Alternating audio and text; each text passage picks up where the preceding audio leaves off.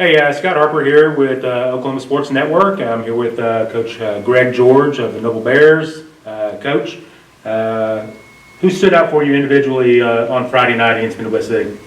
Oh, we had a few people stand out. Thought Brandon Harper stood out. You know, that long run he made. I mean, it was a great run, great catch.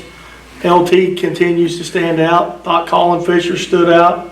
I mean, I thought he stood in the pocket and didn't look rattled and threw the ball and probably had 8 drops in the game. And we, hitting people right in the hands, they dropped it.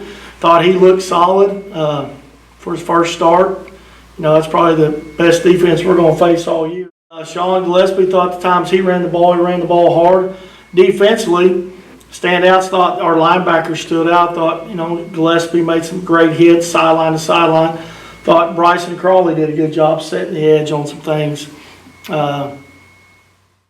Coach kids, and when those kids lay it on the line like that for you and play so hard, I mean, like I told them after the game, I love every one of them. I just love the effort they gave us out there. I mean, a lot of teams would have went in there at halftime and dropped their head and went out there and had another 30 put on them. But our kids just continue to fight, and that's what makes it so enjoyable.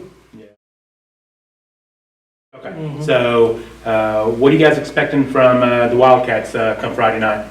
They're going to run option at us till their nose bleeds. I mean, that's their MO, to run option. I mean, you follow Air Force or Navy or any of those teams, that's exactly what they do. You got to stop the run. You got to play assignment sound and not watch the football. You got to do your key. It'll be 88 out the gate, and you're looking back, and they're ahead of you. So we got to be smart. Got to be sound. I mean, it's do our assignment, not play this selfishness. We got to play as a team, and on defense, do your assignment. I mean, they're big up front. They're fixing to be a 6A Division II school. They're growing out there. I think they've got 72 kids on their roster, and man, they're a big school. Offensively, we got to do what we do, and like I talked to the team today, we've got to be more fundamentally sound things. We're better than we were week 1, doing a lot of stuff. Our spacing in our routes was better this week. We got to catch the ball better. I had too many drops. Had some drops first week. Had more drops this week, I think. We got to do a better job of that, and we got to get more physical both sides of the ball. That's something we're still stressing right now. We've got to be more physical, and that's all across the board. Going against someone like Piedmont, you've got to be physical. Stop the option. So, just on a personal level, favorite place that you visited as a visiting coach, and just the atmosphere and everything that came with it. Favorite 2 spots. Favorite 2 spots. Well, I'll give you like one for each place I've been at in the last 3 stops. Here, I love going to Ardmore. Something about going down to Ardmore, that stadium, Noble Stadium, coming off I-35 there, I guess, because it's been the scene of probably the 2 biggest wins we've had in my career here at Noble. The district championship and also a chance to, we won the quarterfinal game. I would say here at Noble, it's Ardmore. When I was at Tecumseh, it would be Seminole. That was always game 2. It was a rival game that, it's heavily favored.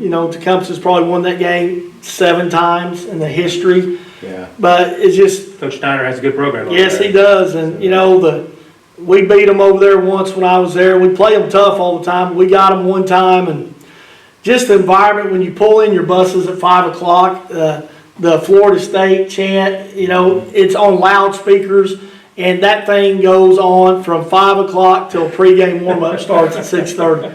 Neat deal, and that was a fun place to play. When I was down in Houston, we got to play at the old Astrodome. Oh, very nice. That was really neat to pull up in Greyhound buses, and you pull in and you see this 8th wonder of the world sitting there, and you go in, and just how far down below ground you went, just walking down and walking through that tunnel, and that cold air hits you, and you're walking out there knowing where Earl Campbell and those guys played. Yeah. That was just a neat feeling to walk out there. That's where the Oilers were, and that was a neat place to play out there. But I mean, that'll be tough. I mean, you got this week Piedmont, next week El Reno, and then we got Duncan here at our place for homecoming. Yeah. All right. Well, Coach, best of luck to you and the Bears. Appreciate it. Thank you very much. Go Bears.